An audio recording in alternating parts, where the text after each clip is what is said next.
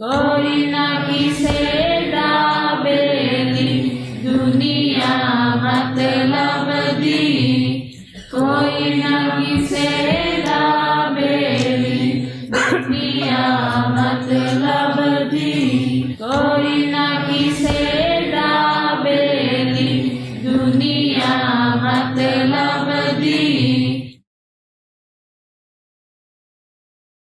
हाँ, एक लिखे हाँ जी, 2 सवाल लिखे डॉक्टर मदीना।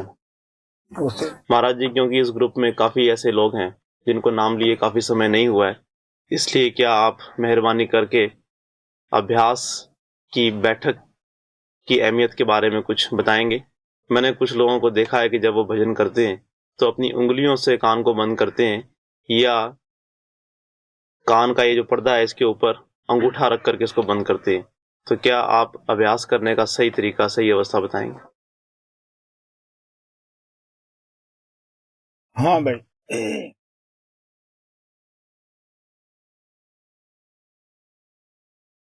अभ्यास करने का जो सही तरीका है, असलियत ये है कि बाहरली आवाज ही ਅਸੀਂ नहीं सानू ना सुनाई देवे, क्योंकि ज्यादा दबा के कन भी नहीं बंद करना चाहिए। ज्यादा चिर ਅਸੀਂ बैठ नहीं सकते गे, क्योंकि कन दबाउण दे नाल कोई आवाज ज्यादा नहीं आउंदी गी। ये तो शुरू दी प्रैक्टिस हुंदी है। जद ਅਸੀਂ इस अभ्यास ਨੂੰ जारी रखते हैं, अभ्यास के अंदर मुहारत हो जाती है, फिर वो आवाज तुरे फिरदे भी सुनाई देने लग जाती है। जद बैठते हैं कन बगैर बंद किए भी सुनाई देने लग जाती है। कई दफा मेरे बैठिया भी डॉक्टर मलीना ने नामदान किया है। जो थानू नामदान के वक्त बैठक बताई जाती है वो सही बैठक हुंदी है, उसनू तुसी अपने आप तब्दील करने की कोशिश ना करो। इस तरह है कि जे तुसी ये उंगलियां कन्नां दे विच पाउने हो फिर भी अजीब जिहा मालूम हुंदा है, क्योंकि ज़्यादा चिर तुसी इस बैठक च भी नहीं बैठ सकोगे। जे ये लाउने हो तद भी तुहाडी उस तरह ज़्यादा चिर नहीं बैठ सकोगे।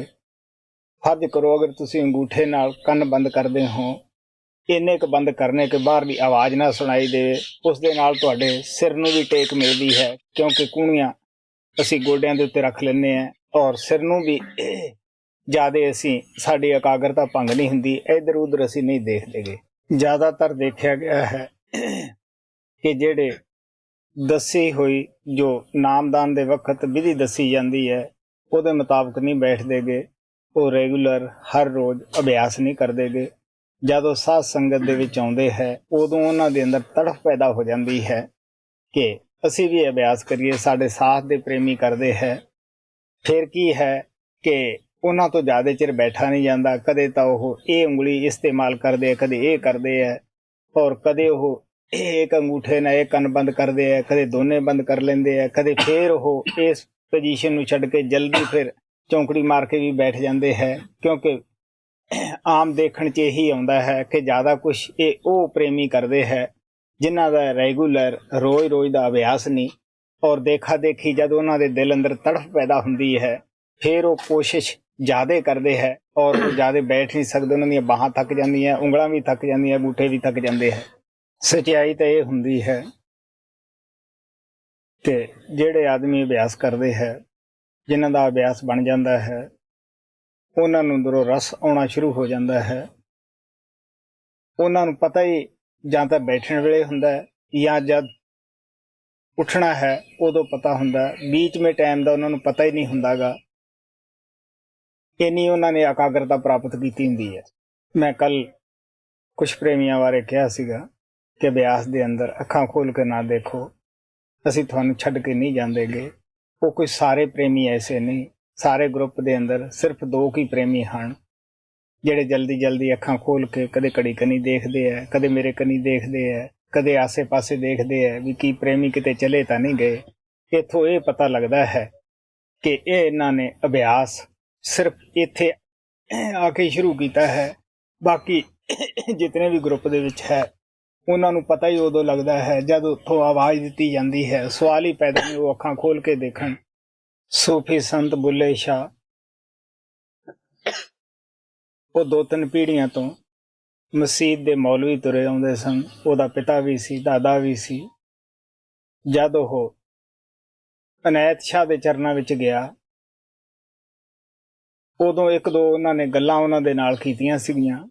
ਇੱਕ ਤਾਂ ਇਹ ਕਿ ਮੈਂ ਸ਼ਰ੍ਹਾ ਨੂੰ ਮੰਨਣ ਵਾਲਾ ਹਾਂ, ਮੈਂ ਨਮਾਜ਼ ਨਹੀਂ ਛੱਡ ਸਕਦਾਗਾ, ਰੋਜ਼ੇ ਨਹੀਂ ਛੱਡ ਸਕਦਾਗਾ, ਔਰ ਹੱਜ ਮੈਂ ਜ਼ਰੂਰ ਕਰੂੰਗਾ। ਹੱਜ ਉਸ ਜਗ੍ਹਾ ਨੂੰ ਉਹ ਕਹਿੰਦੇ ਹੈ ਜਿੱਥੇ ਮੁਹੰਮਦ ਸਾਹਿਬ ਦਾ ਜਨਮ ਸਥਾਨ ਹੈ। ਇੱਕ ਦਫਾ ਉੱਥੇ ਮੁਸਲਮਾਨ ਦੀ ਕੋਸ਼ਿਸ਼ ਹੁੰਦੀ ਹੈ ਕਿ ਮੈਂ ਜ਼ਰੂਰ ਜਾਵਾਂ,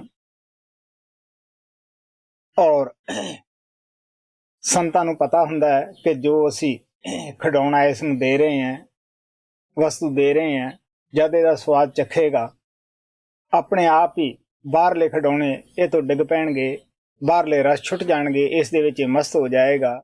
ਉਹ ਕਹਿਣ ਲੱਗੇ, ਦੇਖ ਵੀ ਬੁੱਲਿਆ, ਜੋ ਤੂੰ ਸ਼ਰ੍ਹਾ ਦਾ ਪਾਬੰਦ ਪਹਿਲਾਂ ਹੈ, ਕਰਦਾ ਹੈ ਰੀਤੀ ਰਿਵਾਜ, ਉਹ ਤੂੰ ਹੁਣ ਵੀ ਕਰਨਾ ਹੈ। ਪਰ ਜੋ ਮੈਂ ਤੈਨੂੰ ਸਾਧਨ ਦੱਸਦਾ ਹਾਂ, ਇਹ ਵੀ ਜ਼ਰੂਰ ਤੂੰ ਕਰਨਾ ਹੈ। ਅੱਛੀ ਆਤਮਾ ਸੀ, ਆਲਾ ਪਾਤਰ ਸੀਗਾ। ਅਨੈਤ ਸ਼ਾਹ ਨੇ ਤਵੱਜੋ ਦਿੱਤੀ, ਨਾਮ ਦਾ ਰੰਗ ਚੜ੍ਹ ਗਿਆ। ਕੁਛ ਦਿਨਾਂ ਬਾਅਦ ਪੁੱਛਣ ਲੱਗੇ, ਕਿਉਂ ਵੀ ਬੁੱਲਿਆ, ਨਮਾਜ਼ ਪੜ੍ਹਦਾ ਹੁੰਨਾ, ਕੀ ਰੋਜ਼ੇ ਰੱਖਦਾ ਹੁੰਨਾ, ਕੀ ਕਾਵੇ ਜਾਣਾ ਹੁੰਨਾ? ਨਹੀਂ ਗਿਆ ਤਾਂ ਬਈ ਤੈਨੂੰ ਯਾਤਰਾ ਕਰਨੀ ਚਾਹੀਦੀ ਹੈ। ਉਹ ਅੱਗੋਂ ਹੱਸ ਕੇ ਕਹਿੰਦਾ ਹੈ ਆਪਣੇ ਕਲਾਮ ਦੇ ਅੰਦਰ ਕਿ ਨਮਾਜ਼ ਪੜ੍ਹਾਂ ਕਿ ਤੈਂ ਵੱਲ ਦੇਖਾਂ, ਮੈਨੂੰ ਕਾਵਾ ਭੁੱਲ ਗਿਆ ਈ।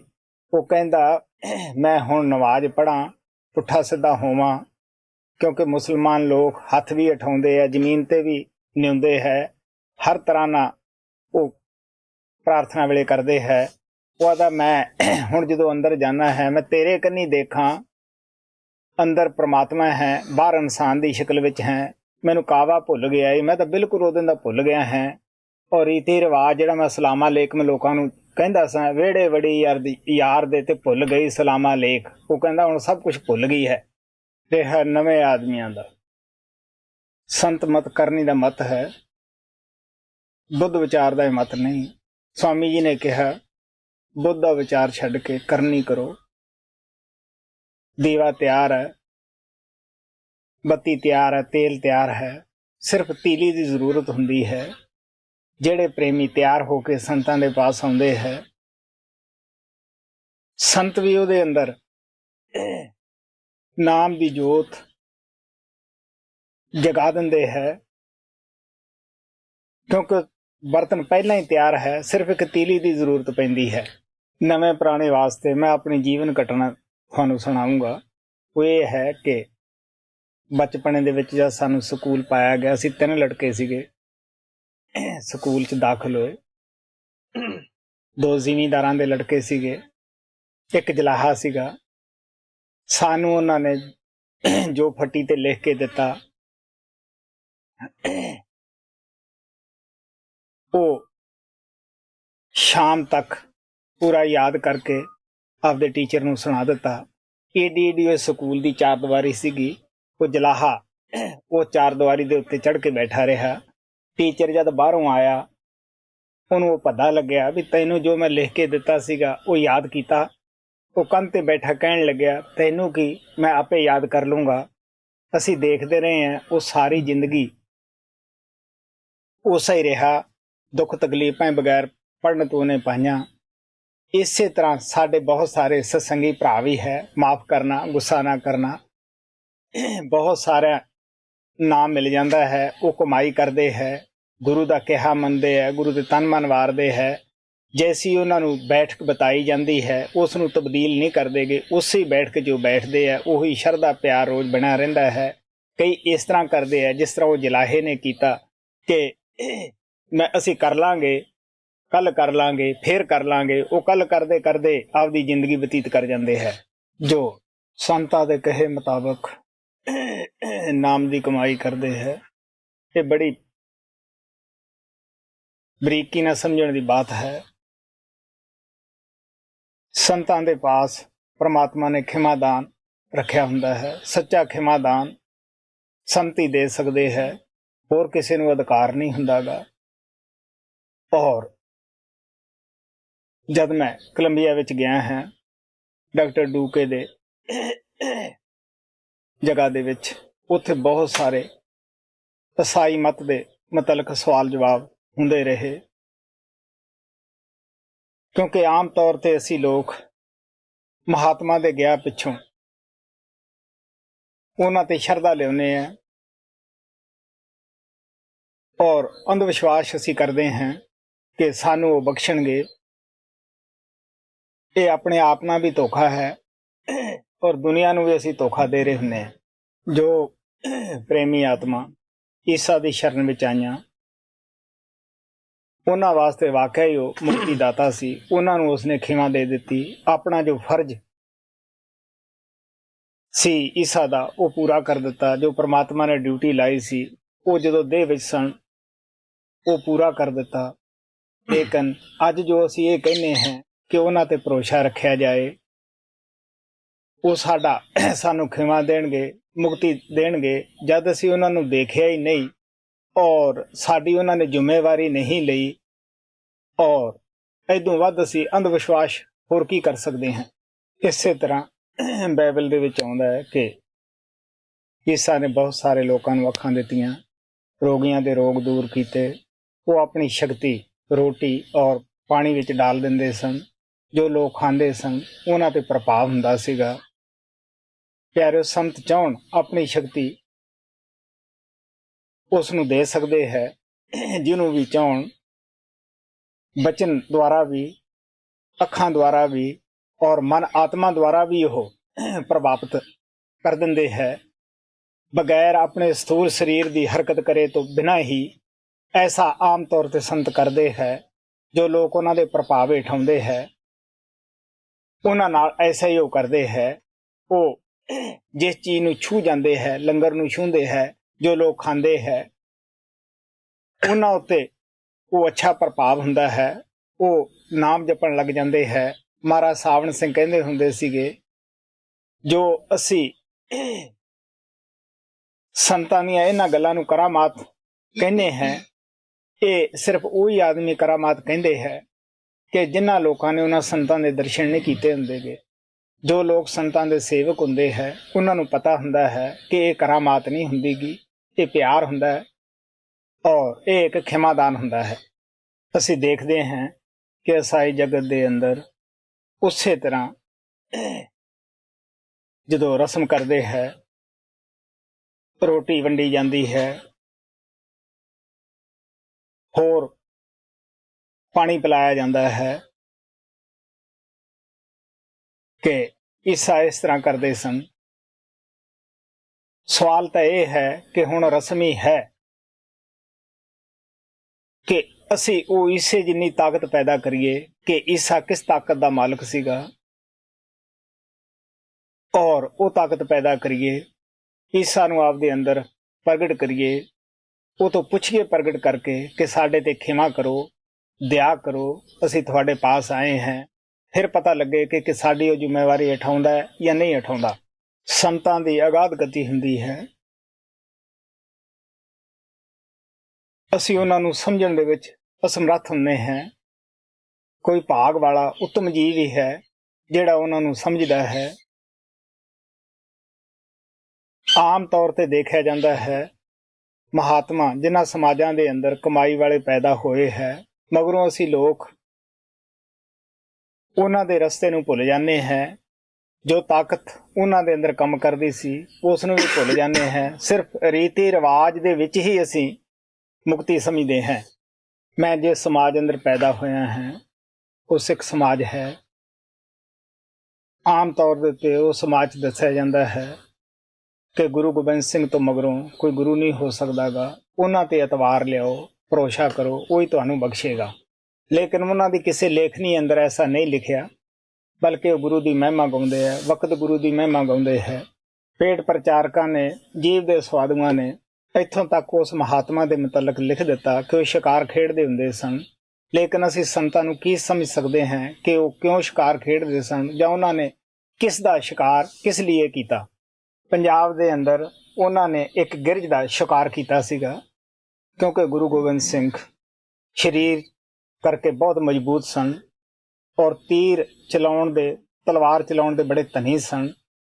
ਉਹ 2-2 ਮੀਲ ਤੇ ਤੀਰ ਦਾ ਨਿਸ਼ਾਨ ਲਾਉਂਦੇ ਸਨ। ਗਿਰਝ ਉਹਨਾਂ ਦੇ ਇੱਕ ਧਿਆਨ ਵਿੱਚ ਆਈ, ਉਸ ਨੂੰ ਉਹਨਾਂ ਨੇ ਤੀਰ ਦੇ ਨਾਲ ਸ਼ਿਕਾਰ ਕਰ ਦਿੱਤਾ। ਕੁਝ ਸਿੱਖ ਉੱਥੇ ਬੈਠੇ ਸਨ, ਕੁਝ ਹੋਰ ਵੀ ਵੈਸ਼ਨੋ ਖਿਆਲਾਂ ਦੇ ਬੈਠੇ ਸਨ। ਕਈਆਂ ਦੇ ਦਿਲਾਂ ਦੇ ਵਿੱਚ ਖਿਆਲ ਸੀਗਾ ਕਿ ਸਤਿਗੁਰੂ ਤਾਂ ਸਭ ਤੇ ਦਇਆ ਕਰਦੇ ਹੈ, ਇਹਨਾਂ ਨੇ ਇਸ ਗਿਰਝ ਨੂੰ ਕਿਉਂ ਸ਼ਿਕਾਰ ਕਰ ਦਿੱਤਾ। ਸੰਤ ਜਾਣਦੇ ਹੁੰਦੇ ਦਿਲਾਂ ਦੀਆਂ, ਉਹਦੀ ਉਹਨਾਂ ਨੇ ਕਹਾਣੀ ਸੁਣਾਈ ਕਿ ਤੁਸੀਂ ਪਿਆਰਿਓ ਜਾਣਦੇ ਹੋ ਇਹ ਪਿਛਲੇ ਜਨਮ ਦੇ ਅੰਦਰ ਕੀ ਸੀਗਾ। ਉਹਨਾਂ ਨੇ ਦੱਸਿਆ ਕਿ ਇੱਥੇ ਰੋਪਾਣੇ ਦਾ ਇੱਥੇ ਇੱਕ ਬੜਾ ਭਾਰੀ ਥੇ ਹੈ ਜਿਹੜਾ ਕਿ ਉੱਥੇ ਅਜੇ ਵੀ ਹੈ, ਪਿੰਡ ਗਰਕ ਹੋਇਆ। ਇੱਥੇ ਦਾ ਰਾਜ ਕਰਦਾ ਹੁੰਦਾ ਸੀਗਾ। ਇਸ ਨੇ ਇੱਕ ਕੰਨਿਆ ਦਾ, ਲੜਕੀ ਦਾ ਸਤ ਭੰਗ ਕੀਤਾ। ਉਸ ਨੇ ਇਸ ਨੂੰ ਬਦਦੁਆ ਦਿੱਤੀ ਕਿ ਤੂੰ ਆਪਦੀ ਹਵਸ਼ ਪੂਰੀ ਕਰਨ ਵਾਸਤੇ ਮੇਰਾ ਸਤ ਭੰਗ ਕੀਤਾ ਹੈ, ਜਾਂ ਤੂੰ ਗਿਰਝ ਦਾ ਜੋ ਗੰਧ ਖਾਂਦੀ ਹੈ ਇਹੀ ਜਨਮ ਪਾਵੇਂ। ਉਹ ਜਿਹੜਾ ਰਾਜਾ ਸੀ ਡਰ ਗਿਆ, ਕਿਉਂਕਿ ਪਾਪੀ ਦਾ ਦਿਲ ਕੰਬ ਜਾਂਦਾ ਹੈ। ਉਹ ਕਹਿਣ ਲੱਗਿਆ ਮੈਨੂੰ ਕੋਈ ਬਖਸ਼ੇਗਾ, ਕੋਈ ਖਿਮਾ ਦੇਵੇਗਾ। ਉਹ ਕਹਿਣ ਲੱਗੀ ਜਦ ਕਿਸੇ ਪੂਰੇ ਸੰਤ ਦੇ ਧਿਆਨ ਵਿੱਚ ਆਏਗਾ ਉਹੀ ਤੈਨੂੰ ਖਿਮਾ ਦੇ ਸਕਦਾ ਹੈ, ਮੇਰੇ ਪਾਸ ਹੈ ਨਹੀਂ ਗੀ। ਤਾਂ ਗੁਰੂ ਗੋਬਿੰਦ ਸਿੰਘ ਕਹਿਣ ਲੱਗਿਆ ਦੇਖ ਬਈ ਇਹ ਉਸ ਲੜਕੀ ਦਾ ਇਸ ਨੂੰ ਸ਼ਰਾਪ ਸੀਗਾ, ਅੱਜ ਮੇਰੀ ਨਜ਼ਰ ਇਸ ਤੇ ਪੈ ਗਈ ਹੈ, ਮੈਂ ਇਹਨੂੰ ਪਰਮਾਤਮਾ ਦੇ ਦਰਬਾਰ ਦੇ ਵਿੱਚ ਖਿਮਾ ਦਵਾ ਦਿੱਤੀ ਹੈ। ਸੋ ਅਸੀਂ ਸੰਤਾਂ ਦੇ ਰਾਜ ਨੂੰ ਸਮਝ ਨਹੀਂ ਸਕਦੇਗੇ। ਹਾਂ ਬਈ ਡਾਕਟਰ ਮਲੀਨਾ ਦੇ ਦੂਸਰੇ ਸਵਾਲ ਦਾ ਜਵਾਬ ਜਿਹਦੇ ਫੇਰ ਸਵਾਲ ਜਵਾਬ ਹੋਏ ਫਿਰ ਦੇਵਾਂਗੇ।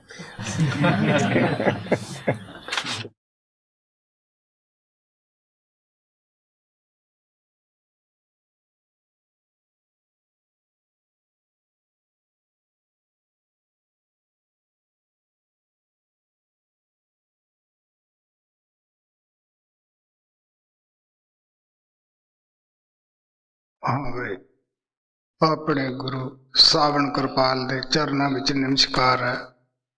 ਇੱਕ ਵਾਰੀ ਨਹੀਂ ਕਰੋੜਾਂ ਵਾਰ ਹੈ ਜਿਨ੍ਹਾਂ ਨੇ ਸਾਨੂੰ ਆਪ ਦੀ ਭਗਤੀ ਦਾ ਦਾਨ ਦਿੱਤਾ, ਆਪ ਦੀ ਯਾਦ ਵਿੱਚ ਬੈਠਣ ਦਾ ਮੌਕਾ ਦਿੱਤਾ ਹੈ। ਤੁਹਾਡੇ ਅੱਗੇ ਦਾਦੂ ਦਿਆਲ ਦੇ ਛੋਟਾ ਜਿਹਾ ਸ਼ਬਦ ਲਿਆ ਜਾਂਦਾ ਹੈ, ਗੌਰ ਨਾਲ ਸੁਣਨ ਵਾਲਾ ਹੈ, ਸਮਝਣ ਵਾਲਾ ਹੈ। ਕੱਲ ਮੈਂ ਕਬੀਰ ਸਾਹਿਬ ਦੀ ਬਾਣੀ ਵਿੱਚੋਂ ਦੱਸਿਆ ਸੀਗਾ ਕਿ ਕਿਸ ਤਰ੍ਹਾਂ ਸਭ ਸੰਤਾਂ ਦਾ ਇੱਕ ਹੀ ਉਪਦੇਸ਼ ਹੁੰਦਾ ਹੈ, ਇੱਕ ਹੀ ਸੰਦੇਸ਼ ਹੈ ਕਿ ਉਹ ਪਰਮਾਤਮਾ ਇੱਕ ਹੈ।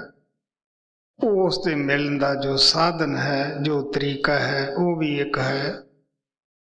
ਇਹ ਵੀ ਸਭ ਮਹਾਤਮਾ ਕਹਿੰਦੇ ਹੈ ਕਿ ਉਹ ਪਰਮਾਤਮਾ ਜੋ ਸ਼ਬਦ ਰੂਪ ਹੋ ਕੇ ਕਣ ਕਣ ਦੇ ਵਿੱਚ ਵਿਆਪਕ ਹੈ, ਉਹ ਸਭ ਦੇ ਅੰਦਰ ਹੈ। ਜਿਸ ਨੂੰ ਮਿਲਿਆ ਅੰਦਰੋਂ ਮਿਲਿਆ, ਜਿਹਨੂੰ ਮਿਲੇਗਾ ਉਹਨੂੰ ਵੀ ਅੰਦਰੋਂ ਹੀ ਮਿਲੇਗਾ। ਸਭ ਮਹਾਤਮਾ ਸਾਨੂੰ ਇਹੀ ਕਹਿੰਦੇ ਆ ਕਿ ਤੁਸੀਂ ਕਿਸੇ ਪੂਰੇ ਸੰਤ ਸਤਿਗੁਰੂ ਦੇ ਚਰਨਾਂ ਦੇ ਵਿੱਚ ਬੈਠ ਕੇ ਅੰਦਰ ਜਾਣ ਦਾ ਭੇਦ ਪ੍ਰਾਪਤ ਕਰੋ, ਔਰ ਜੋ ਪ੍ਰਮਾਤਮਾ ਨੇ ਸਾਨੂੰ ਇਨਸਾਨੀ ਜਾਮੇ ਦਾ ਤੋਹਫਾ ਬਖਸ਼ਿਆ ਹੈ ਉਸ ਦਾ ਫਾਇਦਾ ਉਠਾਓ, ਉਸ ਨੂੰ ਪਰਮਾਤਮਾ ਦੇ ਲੇਖੇ ਵਿੱਚ ਲਾਓ। ਸੋ ਕਿਸੇ ਮਹਾਤਮਾ ਦੀ ਬਾਣੀ ਤੁਸੀਂ ਪੜ੍ਹ ਕੇ ਦੇਖੋ, ਸਭ ਦੇ ਅੰਦਰ ਹੀ ਇਹ ਲਿਖਤ ਮੌਜੂਦ ਹੈ ਕਿ ਜਿਸ ਆਤਮਾ ਦੇ ਅੰਦਰ ਉਹ ਪਰਮਾਤਮਾ ਦੇ ਮਿਲਣ ਦਾ ਦਰਦ ਪੈਦਾ ਹੁੰਦਾ ਹੈ, ਵਿਛੋੜਾ ਮਹਿਸੂਸ ਹੁੰਦਾ ਹੈ, ਉਸ ਵੇਲੇ ਉਹ ਕਿਸ ਤਰ੍ਹਾਂ ਕਾਇਲ ਹੁੰਦੀ ਹੈ, ਕਿਸ ਤਰ੍ਹਾਂ ਤੜਫਦੀ ਹੈ। ਸੰਸਾਰੀ ਮਿਸਾਲ ਹੈ ਕਿ ਇੱਕ ਬੱਚਾ ਹੈ, ਪਹਿਲਾਂ ਆਪਣੀ ਆਇਆ ਨਾਲ ਖੇਲਦਾ ਫਿਰਦਾ ਹੈ, ਗੁੱਡੀਆਂ ਪਟੋਲੇ ਉਸ ਨੂੰ ਬੜੇ ਅੱਛੇ ਲੱਗਦੇ ਹੈ, ਹੋਰ ਖਿਲੌਣੇ ਬਹੁਤ ਅੱਛੇ ਲੱਗਦੇ ਹੈ। ਲੇਕਿਨ ਜਦ ਉਸ ਦੇ ਦਿਲ ਵਿੱਚ ਮਾਤਾ ਦੇ ਮਿਲਣ ਦਾ ਤੜਫ ਪੈਦਾ ਹੋ ਜਾਂਦੀ ਹੈ, ਬਿਰਹ ਪੈਦਾ ਹੋ ਜਾਂਦੀ ਹੈ, ਫਿਰ ਉਸ ਨੂੰ ਕਿਤਨੇ ਵੀ ਤੁਸੀਂ ਕਿਉਂ ਨਾ ਖਿਲਾਉਣੇ ਦੇ ਦਿਓ, ਖਾਣ ਪੀਣ ਦੀ ਅੱਛੀ ਚੀਜ਼ ਦੇ ਦਿਓ, ਉਹ ਬੱਚਾ ਖਿਲਾਉਣਿਆਂ ਨੂੰ ਸਿੱਟਣਾ ਸ਼ੁਰੂ ਕਰ ਦੇਵੇਗਾ, ਜ਼ਮੀਨ ਤੇ ਲਟਣਾ ਸ਼ੁਰੂ ਕਰੇਗਾ, ਬਾਹਰ ਨੂੰ ਦੌੜੇਗਾ ਕਿ ਮੈਨੂੰ ਮਾਤਾ ਮਿਲੇ।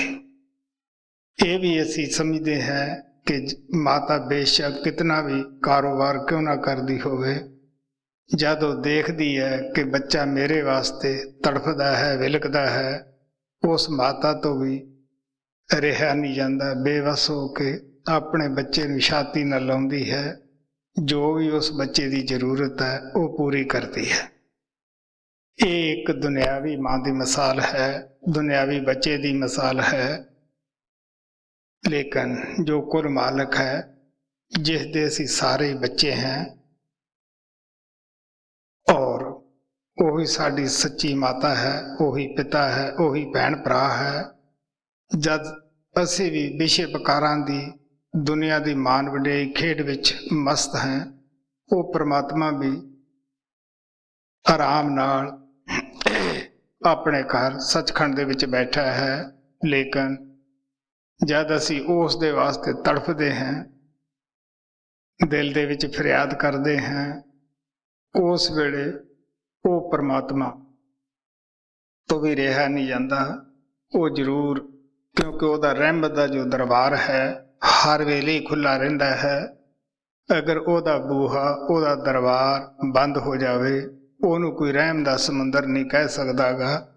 ਉਹਨੂੰ ਰਹਿਮ ਦਾ ਸਮੁੰਦਰ ਇਸੇ ਵਾਸਤੇ ਕਿਹਾ ਗਿਆ ਹੈ ਕਿ ਉਹਦਾ ਬੂਹਾ ਹਰ ਇੱਕ ਵਾਸਤੇ ਖੁੱਲ੍ਹਾ ਹੈ। ਉਹ ਜਦ ਸਾਡੀ ਤੜਫ ਦੇਖਦਾ ਹੈ, ਉਹ ਆਪਣੇ ਪਿਆਰੇ ਬੱਚਿਆਂ ਨੂੰ, ਸੰਤਾਂ ਨੂੰ ਸਮਾਜ ਵਿੱਚ ਭੇਜਦੇ ਹਨ। ਔਰ ਸੰਤ ਨਾ ਤਾਂ ਸਾਡਾ ਕੋਈ ਸਮਾਜ ਬਦਲਾਉਂਦੇ ਹੈ, ਨਾ ਘਰ-ਬਾਰ ਛਡਾਉਂਦੇ ਹੈ।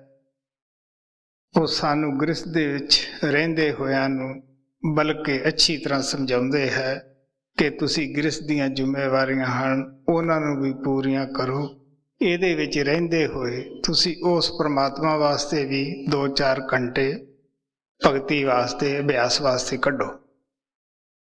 ਸੋ ਸਾਨੂੰ ਪਤਾ ਹੈ ਕਿ ਜਦ ਪਪੀਹੇ ਦੇ ਦਿਲ ਵਿੱਚ ਪਿਆਸ ਹੁੰਦੀ ਹੈ, ਉਹ ਤੜਫਦਾ ਹੈ। ਬੇਸ਼ੱਕ ਉਹਦੀ ਤੜਫ ਉਸ ਤੋਂ ਵੀ ਜ਼ਿਆਦਾ ਉਹਦੀ ਪਿਆਸ ਵਿੱਚ ਵਾਧਾ ਕਰਦੀ ਹੈ, ਲੇਕਿਨ ਉਹ ਪਾਣੀ ਬਿਨਾਂ ਰਹਿ ਨਹੀਂ ਸਕਦਾ, ਬਹੁਤ ਤੜਫਦਾ ਹੈ।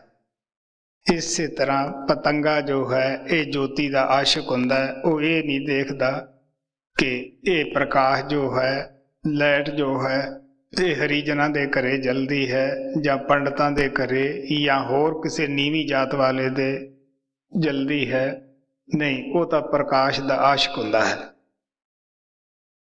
ਉਹ ਜਲਣਾ ਜਾਣਦਾ ਹੈ, ਉਹਦੇ ਉੱਤੇ ਆਪਣੀ ਜਾਨ ਨਿਸ਼ਾਵਰ ਕਰ ਦਿੰਦਾ ਹੈ। ਇਸੇ ਤਰ੍ਹਾਂ ਮੱਛੀ ਦਾ ਪਿਆਰ, ਮਛਲੀ ਦਾ ਪਿਆਰ ਪਾਣੀ ਦੇ ਸਾਥ ਹੁੰਦਾ ਹੈ। ਉਹ ਇਹ ਨਹੀਂ ਦੇਖਦੀ ਕਿ ਇਹ ਸਮੁੰਦਰ ਕੈਸਾ ਹੈ, ਜਾਂ ਦਰਿਆ ਹੈ, ਜਾਂ ਨਾਲਾ ਹੈ, ਜਾਂ ਖੜਾ ਪਾਣੀ ਹੈ। ਉਹ ਬਗੈਰ ਪਾਣੀ ਤੋਂ ਰਹਿ ਨਹੀਂ ਸਕਦੀ। ਪਾਣੀ ਦੇ ਵਾਸਤੇ ਉਹ ਤੜਫਦੀ ਹੈ, ਇੱਕ ਵਾਰੀ ਨਹੀਂ ਹਜ਼ਾਰਾਂ ਵਾਰੀ ਤੜਫਦੀ ਹੈ। ਸੋ ਉਸ ਨੂੰ ਹਿਲਾ ਦਿਓ, ਉਠਾ ਦਿਓ।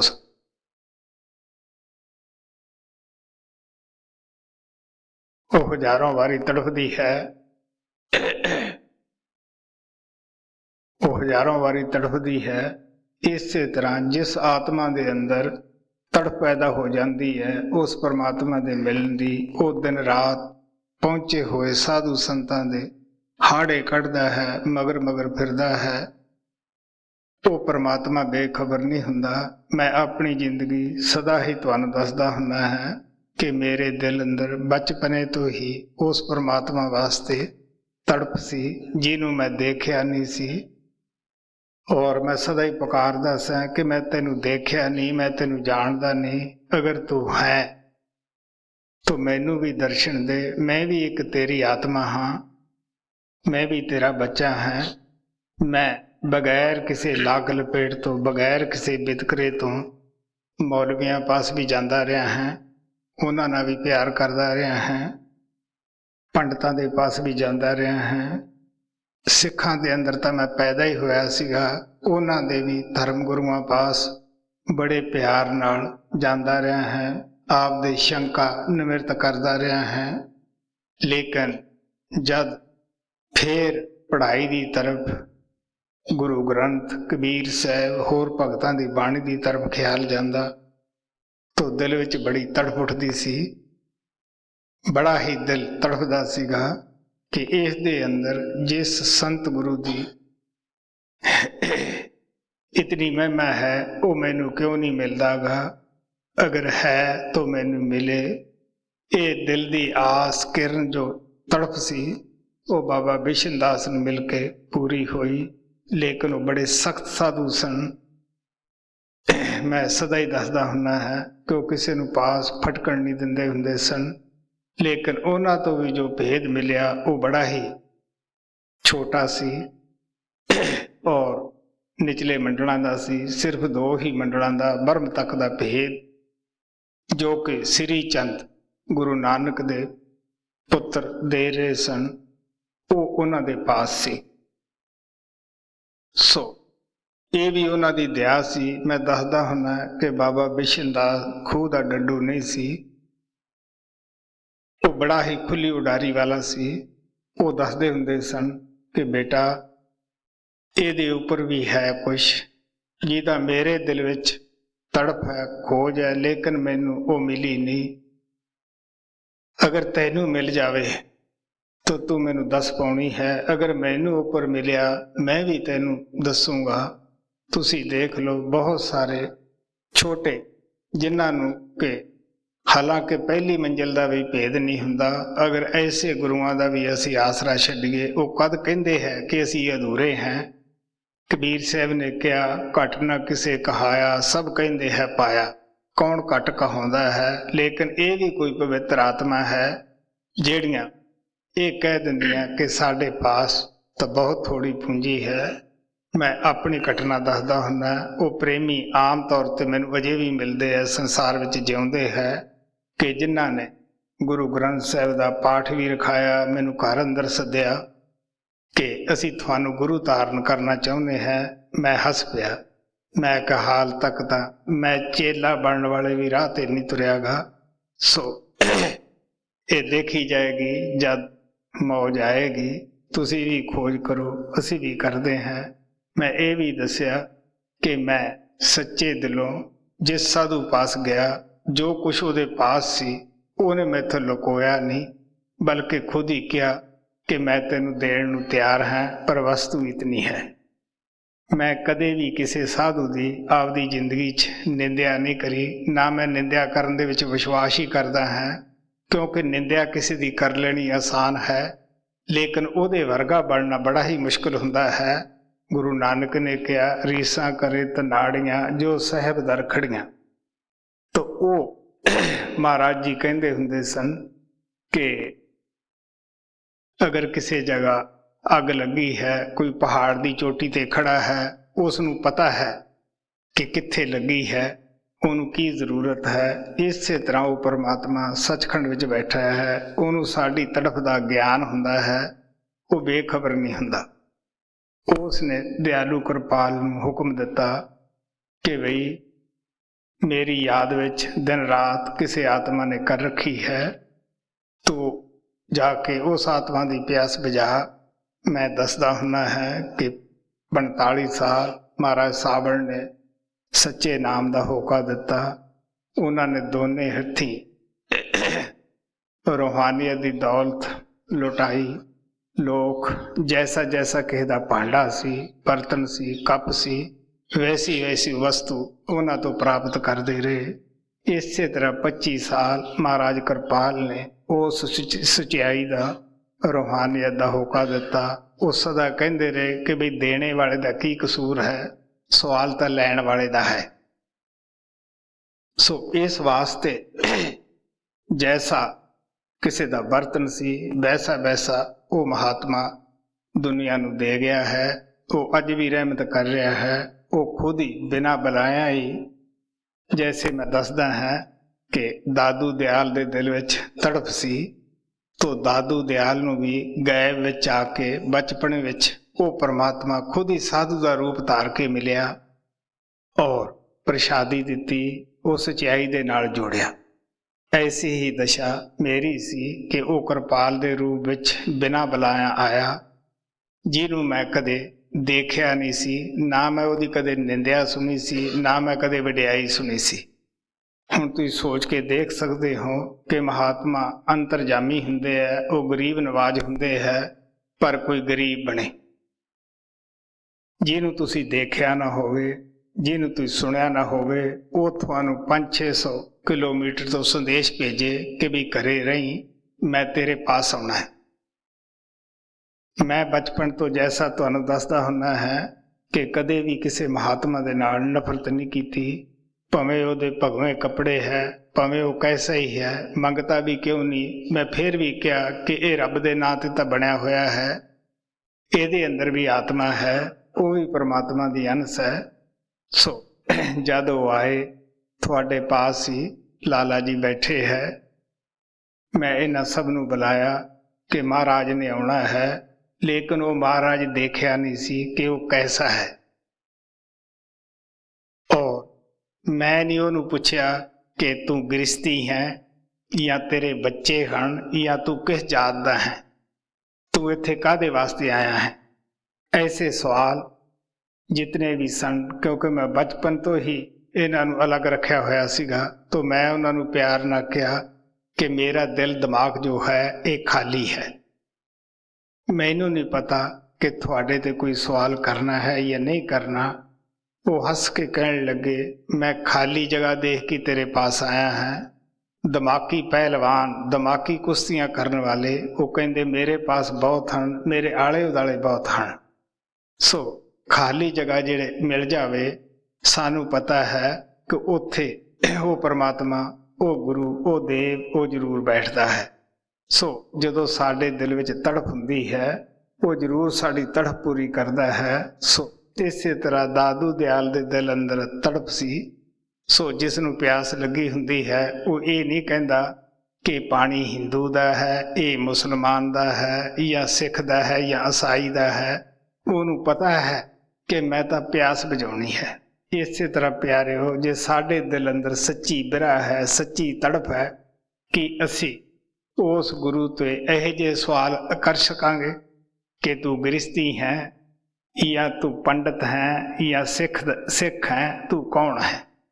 ਕਬੀਰ ਸਾਹਿਬ ਨੇ ਕਿਹਾ ਸੀ, ਜਾਤ ਨਾ ਪੁੱਛੋ ਸਾਧ ਦੀ, ਪੁੱਛ ਲੀਜੀਏ ਗਿਆਨ, ਮੋਲ ਕਰੋ ਤਲਵਾਰ ਦਾ ਤੇ ਪੜਾ ਰਹਿਣ ਦਿਓ ਮਿਆਨ। 45 ਸਾਲ ਉਹ ਸੱਚੇ ਸਾਵਣ ਨੇ ਹੋਕਾ ਦਿੱਤਾ ਕਿ ਸਾਧੂ ਨਾਲ ਅਸੀਂ ਰਿਸ਼ਤਾ ਨਾਤਾ ਨਹੀਂ ਕਰਨਾ, ਸਾਧੂ ਦੇ ਨਾਲ ਅਸੀਂ ਕੋਈ ਬੈਠ ਕੇ ਖਾਣਾ ਨਹੀਂ ਖਾਣਾਗਾ, ਅਸੀਂ ਤਾਂ ਉਹ ਤੋਂ ਸ਼ਬਦ ਦਾ ਭੇਦ, ਨਾਮ ਦਾ ਭੇਦ ਲੈਣਾ ਹੈ।